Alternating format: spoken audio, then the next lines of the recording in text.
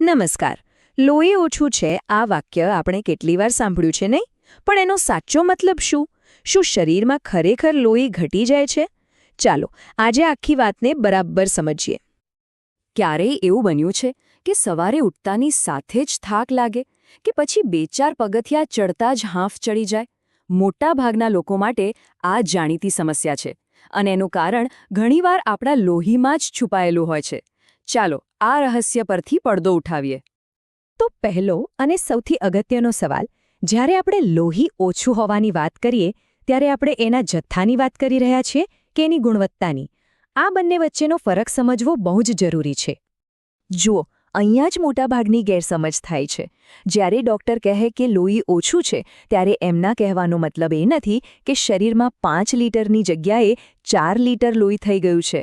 ના, એમનો ઇશારો હોય છે હિમોગ્લોબિન તરફ. આ હિમોગ્લોબિન જ લોહીની ક્વોલિટી એટલે કે ઓક્સિજન પહોંચાડવાની તાકાત નક્કી કરે છે. કદાચ જાણીને નવાઈ લાગશે, પણ આપણા શરીરના કુલ વજનમાંથી લગભગ 7થી 8% તો ખાલી લોહી જ હોય છે. હવે આ ટકાવારી ભલે નાની લાગે, પણ લીટરમાં ગણીએ તો આંકડો ઘણો મોટો થાય છે. જેમ કે એક સરેરાશ પુરુષના શરીરમાં 5થી 6 લીટર લોહી હોય, જ્યારે સ્ત્રીઓમાં 4.5થી 5.5 લીટર. અને જુઓ, નવજાત બાળકમાં તો ખાલી 1 કપ જેટલું જ. પણ સૌથી અદ્ભુત વાત તો સગર્ભા સ્ત્રીઓની છે. બાળકના વિકાસ માટે કુદરત એવી ગોઠવણ કરે છે કે એમના શરીરમાં લોહીનો જથ્થો લગભગ 30થી 50% જેટલો વધી જાય છે. કમાલ છે નહીં? તો ચાલો હવે વાત કરીએ આજના આપણા હીરોની, હિમોગ્લોબિન. આ છે શું? એમ સમજો કે આ આપણા લાલ રક્તકણોમાં બેઠેલો એક ડિલિવરી બોય છે, જેનું કામ ફેફસામાંથી ઓક્સિજનનો પાર્સલ ઉપાડીને શરીરના ખૂણે-ખૂણા સુધી પહોંચાડવાનું છે. અને જ્યારે આ ડિલિવરી બોયની કમી થાય ત્યારે જ લોહી ઓછું હોવાના લક્ષણો દેખાય છે. તો હિમોગ્લોબિન કેટલું હોવું જોઈએ? આ રહ્યા નોર્મલ આંકડા.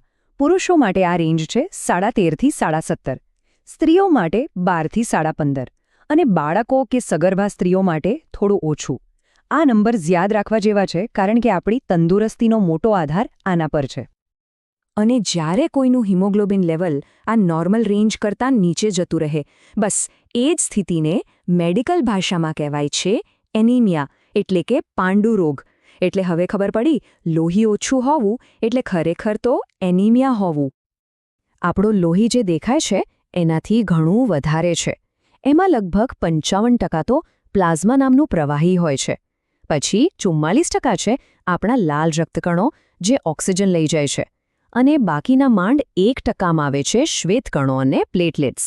ભલે સંખ્યામાં ઓછા હોય, પણ એમનું કામ બહુ મોટું છે.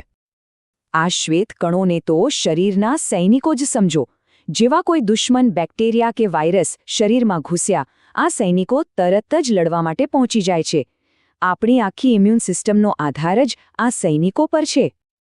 સારું, તો હવે એ જોઈએ કે જ્યારે શરીરમાં આ હિમોગ્લોબિન ઓછું થાય ત્યારે શરીર આપણને કઈ રીતે ઇશારા કરે છે અને આવું થવા પાછળના કારણો શું હોય છે.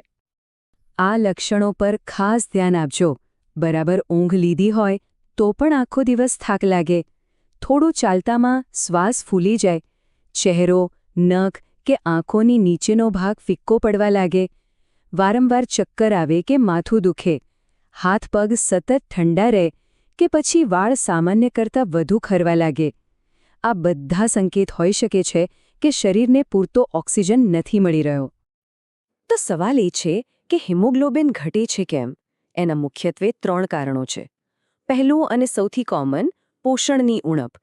ખાસ કરીને જો ખોરાકમાં આયર્ન, વિટામિન B12 કે ફોલિક એસિડ પૂરતા પ્રમાણમાં ન હોય તો. બીજું કારણ છે લોહીનો વ્યય, જેમ કે માસિક ધર્મમાં વધુ પડતું બ્લીડિંગ થવું કે કોઈ અકસ્માત. અને ત્રીજું કારણ છે કેટલાક રોગો, જેમ કે થેલેસેમિયા, જેમાં શરીરના લાલ રક્તકણો જાતે જ તૂટવા માંડે છે. પણ ગભરાવાની જરૂર નથી. સૌથી સારી વાત એ છે કે મોટાભાગના કેસમાં આપણે કુદરતી રીતે આપણા જ રસોડામાં રહેલી વસ્તુઓથી હિમોગ્લોબિનને પાછું લાવી શકીએ છીએ. ચાલો જોઈએ કેવી રીતે. આ લિસ્ટ તો નોંધી જ લેજો. પાલક અને મેથી જેવી લીલી ભાજીઓ, બીટ, એનું જ્યુસ પીઓ કે સલાડ ખાઓ, આપણો દેશી નાસ્તો, ગોળ અને શેકેલા ચણા, ફળોમાં દાડમ અને સફરજન, અને સૂકા મેવામાં ખજૂર અને અંજીર. આ બધી વસ્તુઓ આયનનો ખજાનો છે. હવે એકદમ ધ્યાનથી સાંભળજો. આ બહુ જ અગત્યનો નિયમ છે. આપણે ગમે તેટલું આયન ખાઈએ પણ જો સાથે વિટામિન સી નહીં હોય તો શરીર એને બરાબર શોષી નહીં શકે. આયન અને વિટામિન સી આ બંને પાક્કા દોસ્ત છે. એક વગર બીજું અધૂરું છે. અને આ નિયમનું પાલન કરવું બિલકુલ સહેલું છે. જેમ કે જ્યારે પણ પાલકનું શાક કે દાળ ખાઓ તો બસ ઉપરથી થોડું લીંબુ નીચોવી દો. બસ આટલું જ. આ નાનકડી આદત આયનના શોષણમાં જબરદસ્ત ફેરફાર લાવી શકે છે. ઓકે, તો હિમોગ્લોબિન વધારવાની વાત તો થઈ. પણ ચાલો હવે લોહીના ઓવરઓલ હેલ્થની વાત કરીએ. અને એમાં એક ઊંધો સવાલ પણ છે. શું લોહી વધારે હોવું પણ ખરાબ છે? શું લાગે છે, વધુ પડતું લોહી પણ ખતરનાક હોઈ શકે? જવાબ છે હા, બિલકુલ હોઈ શકે છે.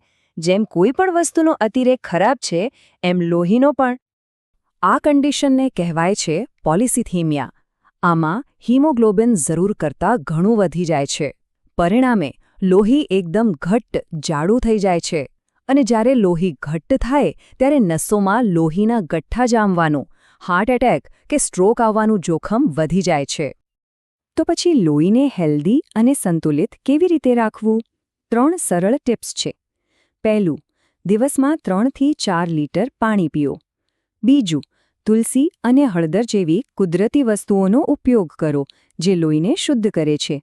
અને ત્રીજું, રોજ થોડો સમય પ્રાણાયામ કરો. ઊંડા શ્વાસ લેવાથી લોહીમાં ઓક્સિજનનું લેવલ સુધરે છે. પણ હા, એક વાત યાદ રાખવી જરૂરી છે. ઘરેલું ઉપાયો સારા છે, પણ જો થાક જવાનું નામ જ ન લેતો હોય, કારણ વગર વજન ઘટતું હોય કે શરીરમાં ક્યાંયથી પણ અસામાન્ય રીતે લોહી નીકળતું હોય, તો તરત જ ડૉક્ટરને મળવું જોઈએ. એમાં જરાય મોડું ન કરવું. અને પોતાની હેલ્થ માટે પ્રોએક્ટિવ બનવા માટે વર્ષમાં એકવાર CBC એટલે કે કમ્પ્લીટ બ્લડ કાઉન્ટ ટેસ્ટ જરૂર કરાવો.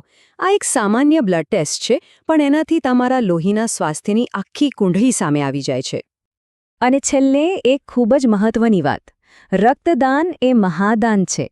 જો આપણે સ્વસ્થ હોઈએ તો નિયમિત રક્તદાન કરવાથી માત્ર કોઈનો જીવ જ નથી બચતો, પણ આપણા પોતાના શરીરમાં પણ નવું અને તાજું લોહી બને છે અને એનાથી હૃદયરોગનું જોખમ પણ ઘટે છે.